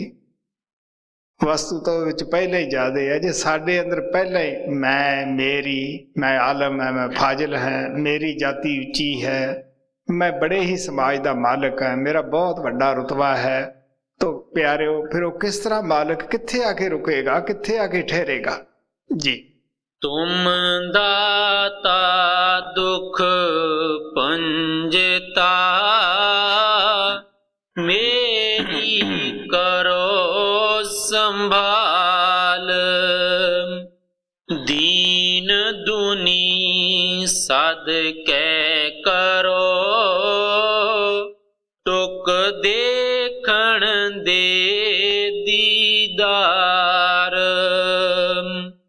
तन मन छिन छिन करो पेस्त दो जग भी वार। ਆਪ ਕਹਿਣ ਲੱਗੇ ਸਿਰਫ ਇੱਕ ਸਕਿੰਟ ਦੇ ਦਰਸ਼ਨ ਵਾਸਤੇ। ਗੁਰੂ ਨਾਨਕ ਨੇ ਵੀ ਕਿਹਾ ਕਿ ਭੋਰੀ ਦਰਸ਼ਨ ਦੀਜੈ। ਉਹੀ ਦਾਦੂ ਦਿਆਲ ਕਹਿ ਰਹੇ ਹੈ ਕਿ ਸਿਰਫ ਇੱਕ ਤੇਰੇ ਦਰਸ਼ਨ ਵਾਸਤੇ ਮੈਂ ਨਰਕ ਵੀ ਵਾਰਦਾ, ਸਵਰਗ ਵੀ ਵਾਰਦਾ ਹਾਂ, ਜੋ ਵੀ ਦੁਨੀਆ ਦੀ ਚੀਜ਼ ਆ ਉਹ ਵੀ ਵਾਰਦਾ ਹਾਂ। ਮੈਂ ਆਪਣਾ ਤਨ ਪੋਰਾ ਪੋਰਾ ਕਰਕੇ ਉਹ ਵੀ ਤੇਰੇ ਉੱਤੋਂ ਨਿਸ਼ਾਵਰ ਕਰਦਾ ਹੈ, ਸਿਰਫ ਇੱਕ ਦੀਦਾਰ ਵਾਸਤੇ। ਕੋਈ ਦੁਨੀਆ ਦੀ ਸ਼ੈ ਨਹੀਂ ਮੰਗਦਾਗਾ, ਸਿਰਫ ਇੱਕ ਦਰਸ਼ਨ ਮੰਗਦਾ ਹੈ। ਸੋ ਜਿਨ੍ਹਾਂ ਦੇ ਦਿਲ ਵਿੱਚ ਤੜਫ ਹੈ, ਜਿਨ੍ਹਾਂ ਨੂੰ ਦਰਸ਼ਨਾਂ ਦੀ ਕਦਰ ਹੈ, ਇਹ ਉਹਨਾਂ ਦਾ ਕਹਿਣ ਹੈ ਜੀ। ਤਨ ਮਨ ਵੀ ਛਿਨ ਛਿਨ ਕਰੋ, ਪੇਸਤ ਦੋ ਜਗ ਵੀ ਵਾਰ। ਬੇਰੇ ਅਗਨ ਤਨ ਜਾਲੀਏ, ਗਿਆਨ ਅਗਨ ਦੌਲਾਈ। ਦਾਦੂ ਨਖ ਸਿਖ ਪਰ ਜਲੇ, ਤਬ ਰਾਮ 부ਝਾਵੇ ਆਈ। ਕਹਿਣ ਲੱਗੇ ਤਨ ਵੀ ਜਲ ਰਿਹਾ ਹੈ, ਮਨ ਵੀ ਜਲ ਰਿਹਾ ਹੈ, ਆਤਮਾ ਅੰਦਰ ਦਰਦ ਹੈ। ਇਹਨੂੰ ਉਹੀ ਰਾਮ ਰੂਪ ਗੁਰੂ ਹੀ ਆ ਕੇ ਬੁਝਾ ਸਕਦਾ ਹੈ। ਇਹ ਮੇਰੇ ਵੱਸ ਦਾ ਰੋਗ ਨਹੀਂ ਜੀ। ਦਾਦੂ ਨਖ ਸਿਖ ਪਰ ਜਲੇ, ਤਬ ਰਾਮ 부ਝਾਵੇ ਆਈ। ਅੰਤਰ ਪੀੜ ਨ ਉਭਰੇ, ਬਾਹਰ ਕਰੇ ਪੁਕਾਰ। ਦਾਦੂ ਸੋ ਕਿਉ ਕਰ ਲਹਿ, ਸਾਹਿਬ ਕਾ ਦੀਦਾਰ। ਹੁਣ ਦਾਦੂ ਦਿਆਲ ਜੀ ਬੜੇ ਪਿਆਰ ਨਾਲ ਸਮਝਾਉਂਦੇ ਹੈ ਕਿ ਬਹੁਤ ਸਾਰੇ ਲੋਕ ਘਰ-ਬਾਰ ਛੱਡ ਦਿੰਦੇ ਆ, ਪੁੱਤਰਾਂ ਧੀਆਂ ਨੂੰ ਛੱਡ ਦਿੰਦੇ ਆ, ਭਗਵੇਂ ਕੱਪੜੇ ਪਾ ਲੈਂਦੇ ਆ, ਕੰਨ ਪੜਾ ਲੈਂਦੇ ਹੈ, ਔਰ ਘਰ-ਬਾਰ ਛੱਡ ਕੇ ਮੰਦਰਾਂ ਮਸਜਿਦਾਂ ਦੇ ਵਿੱਚ ਜਾ ਕੇ ਬੈਠ ਜਾਂਦੇ ਹੈ। ਅੱਛੇ ਗਾਉਣ ਵਜਾਉਣ ਕੀਰਤਨ ਕਰਨ ਵੀ ਸਿੱਖ ਜਾਂਦੇ ਹੈ, ਲੋਕਾਂ ਨੂੰ ਆਪਦੇ ਉੱਪਰ ਖੁਸ਼ ਵੀ ਕਰ ਲੈਂਦੇ ਹੈ, ਲੇਕਿਨ ਉਹਨਾਂ ਦੇ ਦਿਲ ਅੰਦਰ ਦਰਦ ਨਹੀਂ ਹੁੰਦਾਗਾ। ਸਿਰਫ ਲੋਕਾਂ ਨੂੰ ਰਜਾਉਣ ਵਾਸਤੇ ਜਾਂ ਮਾਇਆ ਨੂੰ ਇਕੱਠੀ ਕਰਨ ਵਾਸਤੇ ਹੈ। ਸੋ ਇਸ ਵਾਸਤੇ ਆਪ ਪਿਆਰ ਨਾਲ ਕਹਿੰਦੇ ਹੈ ਬਈ ਸਾਨੂੰ ਭਜਨ ਕਰਨਾ ਚਾਹੀਦਾ, ਕਿਉਂਕਿ ਇਹ ਜੇ ਫੰਦੇ ਹਰੇਕ ਹੀ ਥਾਂ ਲੋਕਾਂ ਦੇ ਲਾਏ ਹੁੰਦੇ ਹੈ, ਲੋਕ ਰੱਬ ਦੇ ਸ਼ਰੀਕ ਹੋ ਜਾਂਦੇ। ਗੁਰੂ ਨਾਨਕ ਨੇ ਕਿਹਾ ਸੀਗਾ ਕਿ ਮਾਰਦਾ ਵੀ ਉਹ ਹੈ, ਰੱਖਦਾ ਵੀ ਉਹ ਹੈ, ਉਹ ਕੁੱਲ ਮਾਲਕ ਹੈ। ਲੇਕਿਨ ਐਸੇ ਲੋਕ ਜਿਹੜੇ ਚੇਲੜ ਚਾਟੜੇ ਹੁੰਦੇ ਹੈ, ਇਹ ਅੰਧ ਵਿਸ਼ਵਾਸ ਪਾ ਲੈਂਦੇ ਹੈ। ਪਿਆਰਿਓ, ਅੱਜ ਸੰਸਾਰ ਦੇ ਵਿੱਚ ਤੁਹਾਨੂੰ ਪਤਾ ਹੈ ਕਿੰਨੀਆਂ ਤਰੱਕੀਆਂ ਕਰ ਲੀਆਂ, ਵਾਹੁਣ ਦੇ ਉਹ ਸਾਧਨ ਨਹੀਂ ਰਹੇ, ਹਲ ਬਦਲ ਗਏ ਹੈ, ਸਾਡੀਆਂ ਖਾਦਾਂ ਬਦਲ ਗਈਆਂ ਹਨ। ਅੱਜ ਪਾਓ, ਕੱਲ ਨੂੰ ਤੁਸੀਂ ਰੰਗ ਦੇਖੋ ਫਸਲ ਦਾ ਕੈਸਾ ਹੈ। ਆਉਣ ਜਾਣ ਦੇ ਜੋ ਸਾਧਨ ਅੱਗੇ ਸਾਲਾਂ ਵਿੱਚ ਮਕਾਉਂਦੇ ਸਾਂ ਪੰਧ ਸਮੁੰਦਰਾਂ ਦੇ ਵਿੱਚ, ਅੱਜ ਉਹ ਮਹੀਨਿਆਂ ਦੇ ਰਹਿ ਗਏ, ਮਹੀਨਿਆਂ ਤੋਂ ਵੀ ਦਿਨਾਂ ਦੇ ਰਹਿ ਗਏ। ਹੁਣ ਉਹ ਘੰਟਿਆਂ 'ਚ ਅਸੀਂ ਪੂਰੇ ਕਰ ਲੈਂਦੇ ਹਾਂ। ਐਸੇ ਐਸੇ ਜਹਾਜ਼ ਸਾਡੇ ਸਾਇੰਸਦਾਨ ਤਿਆਰ ਕਰ ਰਹੇ ਹੈ, ਜਿਹਦੇ ਨਾਲ ਇੱਥੋਂ ਸੁਬਾਹ ਖਾਣਾ ਖਾ ਕੇ ਨਿਊਯਾਰਕ ਜਾਈਏ ਔਰ ਸ਼ਾਮ ਨੂੰ ਪਹੁੰਚ ਜਾਈਏ। ਲੇਕਿਨ ਸਾਡੇ ਜਿਹੜੇ ਦਿਲ ਹੈ, ਸਾਡੇ ਜਿਹੜੇ ਦਿਮਾਗ ਹੈ, ਜਿਹੜੇ ਸਾਡੇ ਦਿਮਾਗਾਂ 'ਚ ਵਹਿਮ ਭਰਮ ਵੜੇ ਹੋਏ ਹੈ, ਉਹ ਅਸੀਂ ਉੱਥੇ ਹੀ ਖੜੇ ਹਾਂ।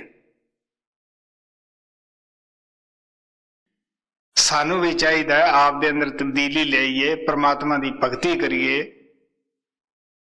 ਤਾਂ ਕਿ ਸਾਡਾ ਜੀਵਨ ਹੈ ਜਿਹੜਾ ਉਹ ਸਫਲ ਹੋਵੇ।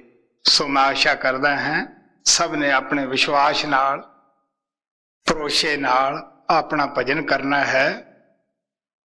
ਸਾਰੀਆਂ ਬਿਮਾਰੀਆਂ ਦੀ ਦਵਾਈ ਨਾਮ ਹੈ। ਗੁਰੂ ਨਾਨਕ ਨੇ ਕਿਹਾ ਸਰਬ ਰੋਗ ਦਾ ਔਖਦ ਨਾਮ। ਤੁਸੀਂ ਨਾਮ ਜਪੋਗੇ, ਉਹ ਪ੍ਰਮਾਤਮਾ ਜਿੰਨਾ ਕੁ ਤੁਸੀਂ ਜਪੋਗੇ ਉਹਨਾਂ ਤੋਂ ਰਹਿਮ ਕਰੇਗਾ ਹੀ ਕਰੇਗਾ। ਇਸ ਵਾਸਤੇ ਸਾਨੂੰ ਅੰਧ ਵਿਸ਼ਵਾਸ ਤੋਂ ਬਚਣਾ ਚਾਹੀਦਾ ਹੈ। ਸੋ ਆਪਣੇ ਨਾਮ ਜਪ ਕੇ ਜੀਵਨ ਨੂੰ ਸਫਲ ਬਣਾਉਣਾ